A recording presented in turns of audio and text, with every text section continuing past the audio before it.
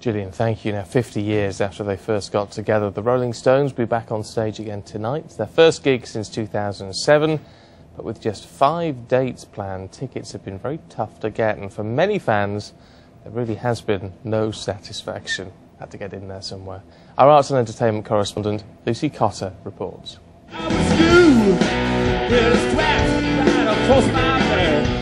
Tickets to see the Stones live are some of the hottest around. Their 50th anniversary gig sold out in minutes, with the demand far outweighing the supply, despite costing around £400. Ben missed out when they originally went on sale. He's managed to get one now, but at £700 it didn't come cheap. There's no more important band than the Rolling Stones, and there's no one else that I paid this amount of money to see ever. But I've seen them 17 times before. This could be the last time I've got the money and I've had to spend it. I've not been happy that I've had to spend that amount of money, but needs must, and I've got to go. The secondary ticketing market has revolutionised the way tickets change hands. A growing number of websites like this one exist, allowing fans to resell their tickets, giving many access to sold-out events, but it often comes at a price. Rolling Stones tickets are still available on this website, but the most expensive are £37,000.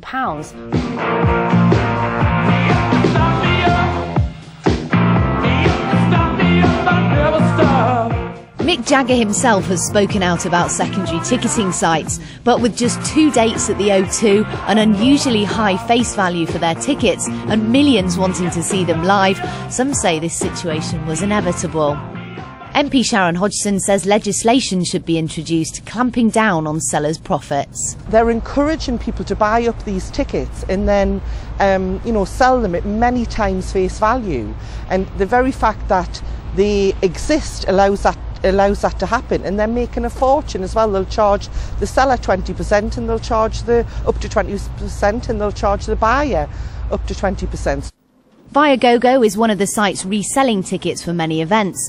They say far from ripping people off, they're protecting them from fraud. We operate a marketplace whether or not the artist has officially endorsed us, because that's what consumers need. Without us, those consumers would be forced to buy from a ticket tout outside a venue, to buy a ticket in a car park, to take their chances with a road trader or on eBay, exposed to fraud, scams, and that's not good for anyone.